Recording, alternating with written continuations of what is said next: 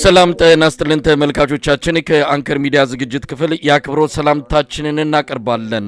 ጎጃም ፈረስ ቤት ደጋዳሞት ከፍተኛ ድል መገኘቱን የአማራ ፋኖ ብሔራዊ ንቅናቄ ወታደራዊ ቃል አቀባይ ለአንከር ሚዲያ ገልጿል። በተለያዩ የአማራ ክልል አካባቢዎችም እንደዚሁ የሉና ተጋድሎ ተጠናክሮ ቀጥሏል። በኮሎኔል ማዕረግ ደረጃ ሲመሩ የነበሩ የብልጽግና ሰራዊት አዛዦችም እንደዚሁ በምርኮ የተያዙ በአንዳንድ ቦታዎችም የተደመሰሱ እንዳሉ ነው የሰማነው። በሰሞኑ ውጊያዎች ዙሪያ የአማራ ፋኖ ብሔራዊ ንቅናቄ ወታደራዊ ቃል አቀባይ ሻለቃ አበበ ሙላቱ መስመር ላይ አግኝቻለሁ። በጉዳዩ ላይ ማብራሪያ እንዲሰጠን አድርጓለሁ። ሻለቃ አበበ ሙላቱ በጣም ነው ማመሰግነው። እንግዲህ በአዲሱ ኃላፊነት የአማራ ፋኖ ብሔራዊ ንቅናቄ ወታደራዊ ቃል አቀባይ ነህ። ወደፊትም በወታደራዊ ጉዳዮች ዙሪያ ማብራሪያ በመስጠት ካንተ ጋር በተደጋጋሚ እንደምንገናኝ ተስፋ አደርጋለሁ። አውደ ውጊያ ውሎች አንጻር ያሉትን መረጃዎች ለተመልካቾቻችን ብታካፍለን። እሺ አመሰግናለሁ። በቅድሚያ ይህንን የአማራ ሕዝብ ግፍና በደል ጭፍጨፋ ለዓለም አቀፍ ማህበረሰቡ እንዳቀርብ ስለጋበዝከኝ ከምንም በላይ በዚህ ጭፍጨፋ በታወጀበት በታላቁ የአማራ ሕዝብና የአማራ ፋኖ ብሔራዊ ንቅናቄ እንዲሁም በአራቱ ማዕዘን እየተዋደቁ ላሉ ጀግኖች ሰማዕታት ስም ላቅ ያለ ምስጋናን አቀርባለሁኝ። እንግዲህ ሰሞኑን በርካታ ተጋድሎች በአማራው ክልል ላይ በአራቱ ማዕዘን እየተካሄዱ ያለበት ሁኔታ ነው ያለው። ይህም በአንድም በሌላ መልኩ መረጃው እየደረሳችሁ ቢሆንም እንደ ድርጅት በተቀናጀ መልኩ ስራዎችን መስራት ከጀመርን ቅርብ ቀናቶች ናቸው። በዚህም አመርቂ ውጤቶችን እያሳየን ያለንበት ሁኔታ ነው ያለ። ድርጅታዊ እንቅስቃሴውን በተመሳሳይ በተለይ ወታደራዊ ቅንጅቶች ጋር ተያይዞ በርካታ ስራዎች እየሰሩ ነው። በዚህም አመርቂ ውጤት እየመጣ ያለበት ሁኔታ ነው ያለው። ለዚህም ትልቁ ማሳያ የዛሬውን አውደ ውጊያ ብናይ በጎጃም ደጋዳሞት በርካታ ትዕይንቶች የታዩበት፣ በርካታ የጠላት ኃይል የተደመሰሰበት እንዲሁም የጠላት መሳሪያ የተማረከበት እነዚህን ሁሉ ያሳየን ዕለት ነው። በዋናነት ደጋዳሞት ከተረቱ እንኳን ብንጀምር ደጋዳሞት ያስተፋላሞት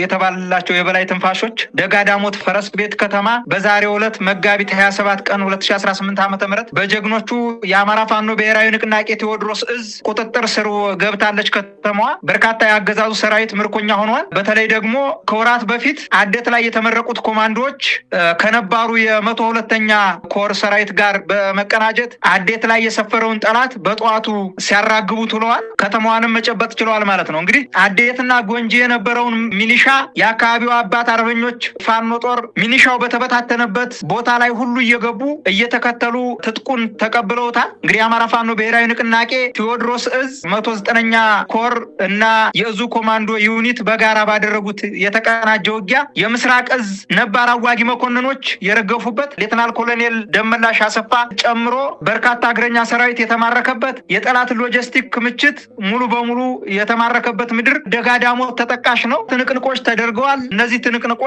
ጥሩ ውጤት የተገኘባቸው ከመሆናቸው ባሻገር በሰራዊታችን ላይ በህዝባችን ላይ ከፍተኛ የሆነ መነቃቃትን ፈጥሯል። እንዲሁ ደግሞ 102ኛ ኮር በታቀደና በተቀናጀ ውጊያ በቦታው የነበረውን ጠላት በመደምሰስ የአዴትንና የጎንጅን የጠላት የመሳሪያና የተተኳሽ ግምጃ ቤቶች በሙሉ በጀግኖቹ እጅ ገብቷል ማለት ነው። በዚህም እንግዲህ ትግሉ እየጎመራ ከፍተኛ የሆነ ለውጥ እየታየበት ድርጅታዊ እንቅስቃሴዎች ከወትሮው በእጅጉ በተሻለ መልኩ በጠላት ላይ ከፍተኛ የሆነ ኪሳራ እያደረሰ ያለበት ሁኔታ ነው ያለ። ድርጅቱ የአማራ ፋኖ ብሔራዊ ንቅናቄ ከተመሰረተ ጊዜ አንስቶ ከፍተኛ የሆነ የስነ ልቦና ጫና ከመፍጠሩም በዘለለ የጠላት ኃይል በብዛት እየከዳ በብዛት እየፈረሰ ድርጅቱን የአማራ ፋኖ ብሔራዊ ንቅናቄን እየተቀላቀለ ያለበት ሁኔታ ነው ያለ። በተለያዩ ቦታዎች ላይ በአራቱ ማዕዘን ላይ ባሉ እዞች እየተቀላቀለ ያለበት ሁኔታ ነው ያለ። ይሄም ከምን የመነጨ ነው? ድርጅቱ በአጭር ጊዜ ውስጥ የተቀናጀ ስራዎችን ከመስራት በዘለለ ድርጅታዊ ቁመናውን ከምንም በላይ እያዘመነ ያለበት ሁኔታ ስላለ በጠላት ኃይል ላይ እንዲሁም በብልጽግናው ስርዓት ተቋም ላይ ከፍተኛ የሆነ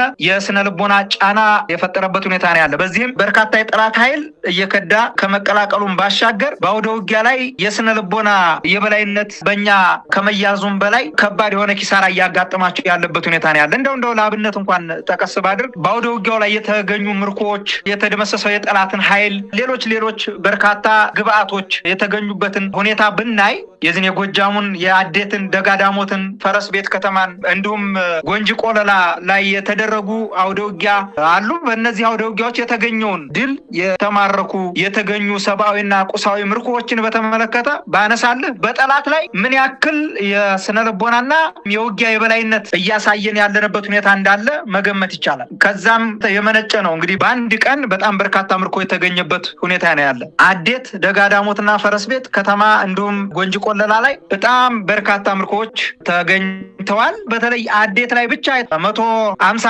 የነፍስ ወከፍ መሳሪያ ተማርኳል። 14800 የብሬን ተተኳሽ ተማርኳል። 14984 የክላሽ ተተኳሽ ተማርኳል። ጠቅላላ ድምር 27784 ተተኳሽ ተማርኳል። እንዲሁም 61 ኤፍ1 የእጅ ቦምብ ተማርኳል። 221 የክላሽ ካዝና ተማርኳል። እንዲሁም 5 ኩንታል ከስክስ ጫማና ወታደራዊ ጫማ ማለት ነው ሚሊተሪ ተማርኳል። 24 የደረት ትጥቅ ተማርኳል።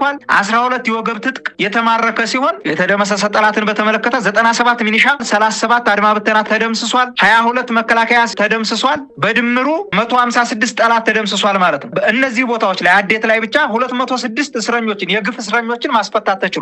በዚህ አውደ ውጊያ ወደ ጎንጂ ቆለላ ላይ ሲሄድልህ 89 ሚኒሻ ተደምስሷል። 24 መከላከያ ተደምስሷል። በድምሩ 103 የጠላት ኃይል ተደምስሷል። ብዙ ድል ብዙ ገድል በአማራ ፋኖ ብሔራዊ ንቅናቄ ቴዎድሮስ ዕዝ 102ኛ ኮርና በሌሎች አሃዶች አማካኝነት ተፈጽሟል ማለት ነው። ሌላው ምንድነው በዋናነት 7 ለጠላት አገልግሎት ሲሰጡ የነበሩ ተሽከርካሪዎችም ጭምር በድጋሚ አገልግሎት እንዳይሰጡ ማድረግ ተችሏል ማለት ነው። እነዚህ የጠላት ተሽከርካሪዎች ናቸው። በተለይ በዚህ በደጋዳሞት ላይ በፈረስ ቤት ከተማ ጎንጂ ቆለላ ላይ የተደረጉ አውደ ውጊያዎች ጋር ተያይዞ የተማረኩ እና የተደመሰሱ የጠላት ኃይል የተማረኩ ግብአቶችን በተመለከተ እነዚህን ይመስላሉ። ሌላው በወሎ ቤት አማራ በኩል የተካሄዱ አውደ ውጊያዎች ናቸው። በተለይ ሰሞኑን አመርቂ የሆኑ በጠላት ላይ ትልቅ ቁሳዊና ሰብአዊ ጉዳት የደረሰበት አውደ ውጊያዎች ተካሂደዋል። ሰሞኑን ቅድም እንደጠቀስኩት ጠላት ትልቅ የስነ ልቦና የበታችነት የተጠናወተው ከመሆኑ ጋር ተያይዞ በጣም በርካታ ኃይሉ እየተደመሰሰበት በርካታ ኃይሉ እየከዳበት ነው ያለ። የአማራ ፋኖ ብሔራዊ ንቅናቄ ሚኒሊክ ዕዝ 106ኛ ኮር 31ኛ ክፍለ ጦር በደላንታ ወረዳ ፀሐይ መውጫ መከለት በተባለ ቦታ የብልጽግናን የምርጫ ኮረጆ በተሸከሙ ዳግም ባርነትን እንዲቀጥል ደፋ ቀና በሚሉ የኮረጆ ቁሳቁስ ተሸካሚዎች ላይ የተሳካ ኦፕሬሽን ተፈጽሟል። ጠቅለል ሳደርገው ደላንታ ወረዳ ከፀሐይ መውጫ መለከት ሸዋበር ተንቀሳቅሶ ማህበረሰቡን የምርጫ ካርድ አውጡ፣ ሌሎች ጫናዎችን ለማሳደር በማለት እያስገደዱ በነበሩ የብልጽግና ተላላኪ ካድሬዎችን የጫነ ፓትሮል ላይ ደፈጣ በመጣል ፓትሮሏ ባልሞ ተኳሾቹ በሚኒሊክ ትንፋሾች ስትመታ ተላላኪዎቹ የሎሌነት ልክፍታቸውን ሳያሳኩ መሀል መንገድ ላይ ተደምስሰው ቀርተዋል ማለት ነው። ምንጊዜም ቢሆን የጠላትን ኦፕሬሽን ወይም የጠላትን ፕሮጀክት ለማሳካትና ለማሳለጥ ለማስፈጸም የሚታትሩ የስርዓቱ ካድሬዎች ላይ የማያዳግም እርምጃ መውሰዱ ይቀጥላል ማለት ነው። ሌላው ሸዋ ጠቅላይ ግዛት ሲሸጋገር በማህበረሰቡ ላይ ከፍተኛ የሆነ ወከባ ሲፈጽም የነበረ ስርዓት ነው ይታወቃል። አሁንም በስፋት ምርጫ ቅስቀሳ ለማድረግ እንቅስቃሴ ሲያደርግ ይስተዋላል። ይህንንም እንግዲህ እንቅስቃሴውን በመግታት ረገድ በትናንትናው ዕለት ሞላሌ ከተማ ድረስ በመግባት የመራጮችን ካርድ የያዘ የምርጫ ኮረጆችን ጭምር በአልሞ ተኳሾች ወይም በልዩ ኦፕሬሽኖች ማውጣት ተችሏል። እንግዲህ የምርጫ አስፈጻሚዎች ወይም እነዚህ ዳግም ባርነትን በአማራ ሕዝብ ላይ ለመጫን ደፋ ቀና የሚሉ የሚታትሩ የዚህ ስርዓት ምርጫ አስፈጻሚዎች ሲያመልጡ የምርጫ ቁሳቁሶቹ በሙሉ በቁጥጥር ስር ውለው በቪዲዮና በፎቶ ማቅረብ እችላለሁ። እሱን በእኛ እጅ ይገኛሉ ማለት ነው። ከዛ በዘለለ በትናንትናው ዕለት ከባድ የሆነ ትንቅንቅ ሲደረግ ውሏል። በአማራ ፋኖ ብሔራዊ ንቅናቄ ሸዋ ጠቅላይ ግዛት አሳምነው ዕዝ በኩል በርካታ ተጋድሎች ሲደረጉ ውለዋል። በተለይ በዚህ በመንዝ አዋሳኝ ላይ በሚገኙ በባሽ ወደ ሞላሌ መገንጠያ ላይ እንደዚሁ ከባድ ትንቅንቅ ሲደረግ ውሏል። በትናንትናው ዕለትም ዛሬም በተመሳሳይ ማለት ነው። ይህንን ያደረጉት እንግዲህ አማራ ፋኖ ብሔራዊ ንቅናቄ ሸዋ ጠቅላይ ግዛት አሳምነው ዕዝ አርበኛ መሐመድ መሐመድ ቢሆኔ ኮርና አጼ ዘርዓ ያዕቆብ አንደኛ ኮር በእነዚህ ቀጠናዎች ላይ በርካታ ተጋድሎችን እያደረገ ያለበት ሁኔታ ነው ያለ። አርበኛ መሐመድ ቢሆኔ ኮር ከደጃዝማች ተሰማ እርገጤ ክፍለ ጦር ከሞላሌ መገንጠያ ጀምሮ እስከ ጓሳ ድረስ በመሸፈን መንዝ ጓሳ ማለት ነው ወደ መሃል ሜዳ መገንጠያ እና ወደ አጣዬ መገንጠያ ላይ በነበረ ተጋድሎ በርካታ ትንቅንቆች ተደርገው በመሃል ሜዳ ላይ የነበረ የሚኒሻና አድማ ብተና እንዲሁም መከላከያ ሰራዊት ላይ ከባድ የሆነ ቁሳዊና አካላዊ ጉዳት ሰብአዊ ጉዳት እንዲደርስበት ተደርጓል ማለት ነው። ይሄ የሆነው በአማራ ፋኖ ብሔራዊ ንቅናቄ ሸዋ ጠቅላይ ግዛት አሳምነው እዝ መሐመድ ቢሆኔ ኮር ደጃዝማች ተሰማ እርገጤ ክፍለ ጦር ሲሆን በዚሁ ቀጠና ላይ አጼ ዘርዓ ያዕቆብ አንደኛ ኮር ይኩኖ አምላክ ክፍለ ጦር እና 7 ክፍለ ጦር የተሳተፉበት አውደ ውጊያም ተደርጓል። በጠላት ላይ ከፍተኛ የሆነ ኪሳራ ደርሶባቸዋል ማለት ነው። ሌላው በዛው ቀጠና ላይ ሳልፍ ወጀድ ላይ አጼ ዘርዓ ያዕቆብ አንደኛ ኮር ብሩክ ደምሴ ክፍለ ጦር እንደዚሁ በጠላት ላይ እንደዚሁ የማያዳግም እርምጃ በመውሰድ ከባድ ኪሳራ ደርሷል ማለት ነው። ሌላው በዚሁ ቀጠና ለአራተኛ ቀን እየተቆጠረ ያለበት አውደ ውጊያ እየተካሄደ ነው። ይሄም የሆነው ሸዋ ጠቅላይ ግዛት አሳምነው እዝ መሐመድ ቢሆኔ ኮር አስቴጎማ ተራራ ክፍለ ጦር ነው። አስቴጎማ ተራራ ክፍለ ጦር ዛሬ ለሶስተኛና ለአራተኛ ቀን ያስቆጠረ ውጊያ እያደረጉ ነው። በተለይ በአንጾኪያ ገምዛ ወረዳና በግሼ ራቤል ወረዳ ዙሪያ ላይ ከባድ የሆነ ትንቅንቅ እያደረጉ ያለበት ሁኔታ ነው ያለ። የሰሞኑ ልተውና በተለይ በዛሬው ዕለት በጦር መሳያ እንዲሁም ሸበቶ የሰፈረውን የጠላት ኃይል ሙትና ቁስለኛ አድርገውታል። በጣም በርካታ ኃይሉ ተደምስሶበት ወደኋላ የማፈግፈግ ሂደቶች አሉ። የሸዋ ጠቅላይ ግዛት አሳምነው እዝ መሐመድ ቢሆኔ ኮር አስቴጎማ ተራራ ክፍለ ጦር ከዚህ በፊት ከጠላት ጋር በርካታ ቀናቶችን መደበኛ ውጊያ በማድረግ ረገድ በጠላት ላይ ኪሳራ ሲያደርሱ መቆየታቸው ይታወሳል። በዛሬው ዕለትም እንደዚሁ ቅድም የጠቀስኳቸው ጦር መሳያ የሚባሉና ሸበቶ የሚባሉ ቦታዎች ላይ ከጠዋት 12 ሰዓት የጀመረው ውጊያ እስከ አመሻሹ 10 ሰዓት ተኩል ድረስ ከባድ የሆነ ትንቅንቅ ተደርጎ ጠላት ሬሳውን እንኳን መልቀም ያልቻለበት ቁስለኛውን እንኳን ይዞ መውጣት ያልቻለበት ሁኔታ ነው ያለ። በዚህም ከባድ የሆነ ትንቅንቅ እየተደረገ ነው። እንግዲህ ድርጅቱ ከተመሰረተ ጊዜ ጀምሮ የአማራ ፋኖ ብሔራዊ ንቅናቄ በጠላት ላይ ከባድ የሆነ የስነ ልቦና ጫና እያደረሰ ያለበት ሁኔታ ነው ያለ። በአራቱም ማዕዘን ላይ በአራቱም ግዛት ላይ ያሉ አደረጃጀቶች ወይም በአራቱም ግዛት ላይ ያሉ እዞች ዕለት ተዕለት የጠላትን እንቅስቃሴ እግር በእግር እየተከታተሉ በጠላት ላይ ከባድ የሆነ ሰብአዊና ቁሳዊ ኪሳራ እያደረሱ ያለበት ሁኔታ ነው ያለ። ጋዜጠኛ መሳይ ሻለቃ አበበ በርካታ አውደ ውጊያ ውሎችን በየቀኑ እንሰማለን። በየቀኑ የምርኮኞችን ቪዲዮዎች ነው የምንመለከተው። ምርኮኞች እስከ ኮሎኔል ማዕረግ ያላቸው ጭምር በእጃችሁ ገብተዋል። ምናልባት አያልቅም ወይ የዚህ አገዛዙ ሰራዊት ከሚደመሰሰው ባሻገር እጅ የሚሰጠው በራሱ ተቆጥሮ የሚያልቅ አይደለም። በእርግጥ አብይ አህመድ የኢትዮጵያን ሕዝብ አሁንም ለጦርነት እየማገደ የሰው ችግር የለብንም ያለ በየሳምንቱ በለብ ስልጠና ወጣቶችን ወደ አውደ ውጊያዎች እየላከ እንዳለ እናውቃለን። ግን ከፍተኛ ቁጥር ያለው ምርኮኞችን ነው እየያዛችሁ ያላችሁት። በምን ሁኔታ ላይ ነው የሚገኙት? እንግዲህ ፋኖ ውስን የሆነ ትጥቅና ስንቅ አቅም ያለው ወደፊት በስፋት የሚያደራጅበትን መስመር ተከትሎ ቢሄድም አሁን ግን ባለው ሁኔታ ለሰራዊቱና ለራሱ አንዳንድ ጉዳዮች ካልሆነ በስተቀረ እንደዚህ በምርኮ ለሚያዙት ቀለብ የሚሆን ነገር በማሟላት ረገድ ምን ያህል እጃችሁ የተፍታታ ነው? ምንስ እያደረጋችሁ ነው? እነዚህ ምርኮኞች ቁጥራቸው እየበዛ በመጣ ቁጥር ማስተናገድስ ትችላላችሁ የሚለው ጥያቄ ይነሳል። በዚህ ላይ ምን ማለት ይቻላል? አመሰግናለሁ መሳይ፣ ጥሩ ጥያቄ ነው። በእርግጥ ከዚህ በፊትም በጣም በርካታ ምርኮኞች በእጃችን ይገባሉ። ነገር ግን በተደጋጋሚ ገለልተኛ ለሆኑ ተቋማቶች በተለይ ለዓለም አቀፉ ቀይ መስቀል ለማስረከብ ጥሪ አድርገን በተወሰነ ደረጃ በወሎ ቤት አማራ ምኒልክ እዝ በኩል የተረከቧቸው አሉ። ግን ደግሞ አብዛኛውን ለመረከብ ዝግጁ አይደሉም።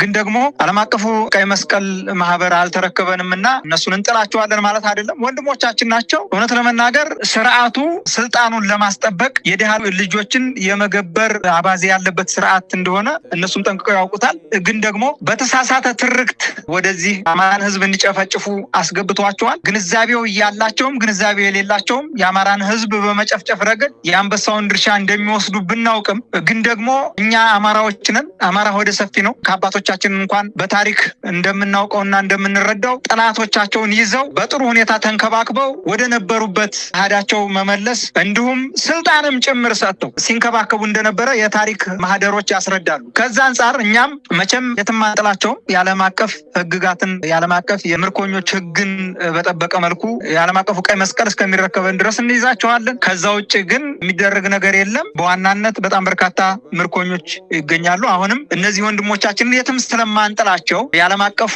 ቀይ መስቀል ማህበር ዕለት ተዕለት እግር በእግር እየተከታተለ ምርኮኞችን እንዲረከበን የሚል መልእክት ነው በዚሁ ማስተላለፍ የምፈልገው። መሳይ ሻለቃ አበበ ሙላቱ እንደው አሁን ያለውን ወቅታዊ ሁኔታ በወታደራዊ ቆመናችሁ ከአገዛዙ ጋር በተያያዘ አብዛኛውን ቀጠና በእናንተ እጅ እንደሚገኝ እየታወቀ ምርጫ ሊያካሄድ ከፍተኛ ዝግጅት እያደረገ ይገኛል። ነገር ግን የምርጫ ቁሳቁሶች፣ ምርጫ ጣቢያዎች እንደዚሁ በፋኖች እርምጃ እየተወሰደባቸው ይገኛል። ነገር ግን ይህን ክልል በወታደራዊ ቁመናው እንደከዚህ በፊቱ ይዞ መቀጠል የሚችልበት አቅም አለው ወይ? የአብይ አህመድ አገዛዝ ፖለቲካዊ መዋቅሩን ከፈረሰ ቆይቷል። በወታደራዊ መዋቅር ነው እንግዲህ ክልሉን በኃይል እየገዛ የሚገኘው። ግን አሁን መቀጠል ይችላል ወይ? አሁንም በወታደራዊ አቅሙ ክልሉ ላይ ለመቀጠል የማያስችሉ ሁኔታዎች እየተፈጠሩ ስላለ ነው። አመሰግናለሁ መሳይ። የጠላት ቁመና አሁን ላይ ባለው ሁኔታ እንኳን አይደለም ክልል ማስተዳደር አንዲት ቀበሌ እንኳን ማስተዳደር የማይችል አቅም ያለው ስርዓት ነው ያለው። ምናልባት በአንድም በሌላ መልኩ ከክልሉ ለማስወጣት የዘገየንበት ሁኔታ ነው ያለ። ጠላት ግን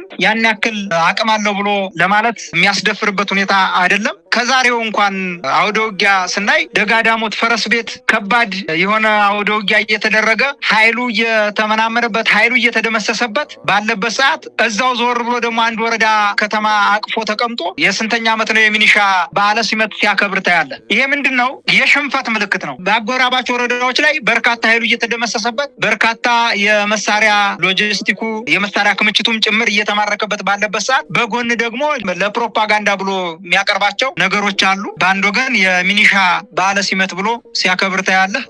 በዛው ደግሞ በርካታ ሚኒሻው ሲደመሰስበት ታያለህና ከዚህም በፊት እንደምንናገረው ክልሉን ተቆጣጥሮ ሊያስተዳድር የሚችልበት አቅም የለውም ስርዓቱ። እስካሁንም ያላስወጣንበት ወይም ከክልሉ ጠራርገን ያላስወጣንበት ትልቁ ምክንያት በተለያየ አደረጃጀት ላይ ሆነን የጎንዮሽ ትግል ስናደርግ ስለቆየን ብቻ ነው። ትልቅ ግብአት ይሆን ነው። አሁን ላይ ግን ያ አይቀጥልም።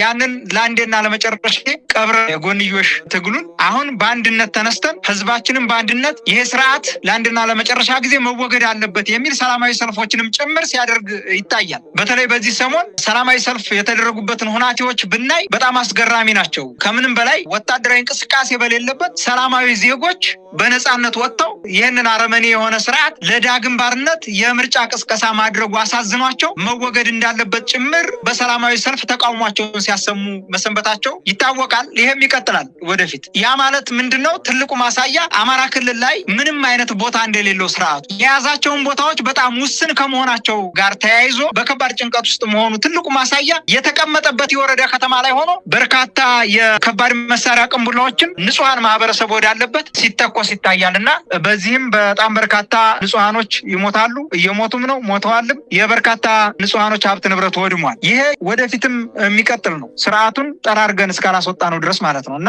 ጠራርገን ልናስወጣበት የምንችልበት አቅም ላይ እንዳለን ነው በዚሁ ጠቆም ላድርግህ የምችለው። ምናልባት በጣም ረጅም የሚባል ጊዜ ላይሆን ይችላል። በቀጣይ የምናያቸው ይሆናል። ስርዓቱ እኛን ቆሞ ሊዋጋ የማይችልበት አቅም ደረጃ ላይ መድረሱን የሚያሳዩ በጣም በርካታ አመላካች ሂደቶች አሉ። ያንን በቀጣይ በጋራ የምናየው ነው የሚሆነው። በዚህ መልክ ነው ያለው።